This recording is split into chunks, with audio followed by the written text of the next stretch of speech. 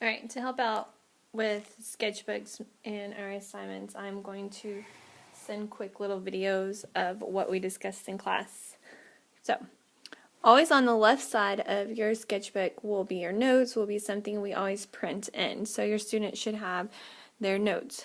Trace circles, overlap circles, use vertical, horizontal, and diagonal lines, and create cross-hatching. So in class we discuss what we could trace at home. A cup, a can, to create a nice perfect circle. So I'm going to be tracing a cup.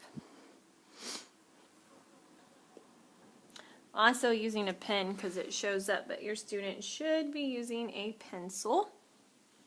You're going to overlap the circle. We also talked about making it look like the circle appears to continue on right here, so taking it off the page.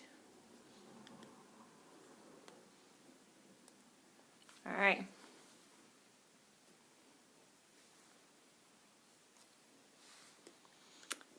We have to fill up the entire page with overlapping off the page. All right, so I'm going to stop there. In the open spots where the circle is not overlapping, you're just going to be creating a vertical or horizontal or diagonal line.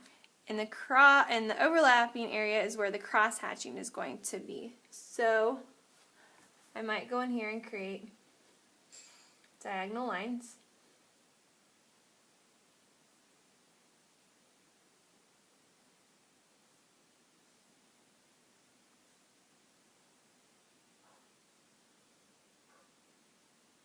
Okay.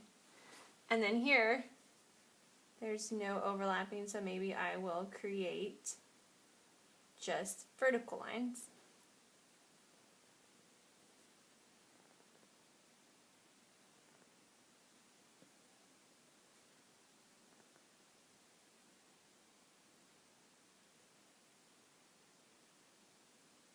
And then maybe this open spot here, I'll do horizontal.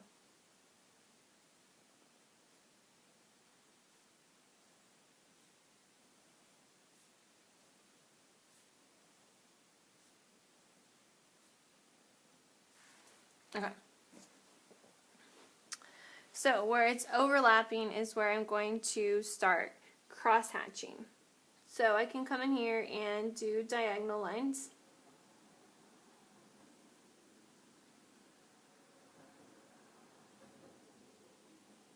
And then cross hatching my diagonal lines to go the other way.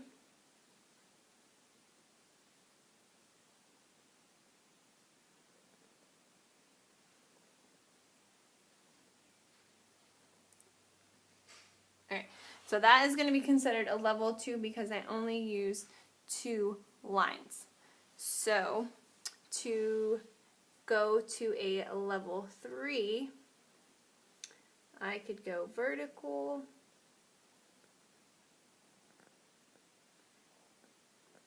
horizontal. There's 2 lines. I could go back in there and add a third line, like diagonal, to hit a level 3. We talked about it in class that you don't want all of them to be level 3, but you do want to show a few level 3s. Alright, these are all evenly spaced apart. So what could we do to create a small contrast, meaning there'd be a little bit of difference? Right now they're all the same and they're kind of camouflaged in. So to create a little bit of a contrast, you can go into one of these and make your lines super close, making just that little difference in your lines. So we talked about placing lines all different apart, different spaces, closely, big gaps.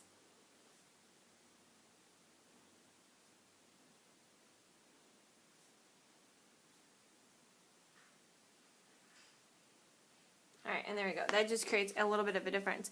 And then same thing here. These are nice big squares, so you could come in and make small ones.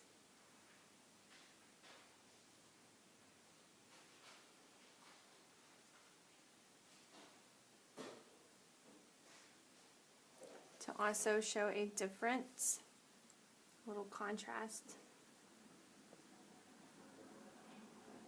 So again, this will be a level 2 because I'm only using 2 lines, so I need to bump up a few of my spots.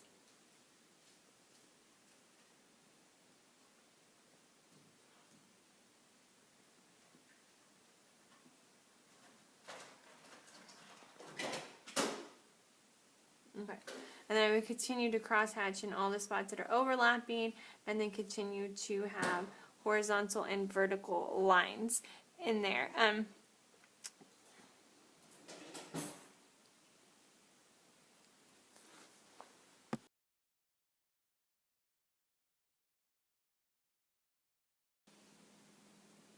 Alright, so it's completed. I made sure that I put some lines closer together and some with a bigger space, where I did level 3s where I used 3 different lines and then still kept it at a level 2. You should be thinking along the process, okay, at what point do my lines need to get closer? Have I put too many in a row that are equally spaced apart? Are all of my cross-hatching the same sizes, or am I going in there and making them a little bit smaller and a little bit bigger? If you notice, this area is darker and this area is a little bit lighter because my lines are closer here and they're further apart. It's a little bit of a difference, and that creates contrast. That's been a big word we've been talking at, where it's not all just camouflaged together. There is a little bit of a difference here by putting my lines closer together, creating that contrast that we want. Alright, some other words that we have been focusing on is, one of the principles of design is repetition. You need to repeat lines to create unity.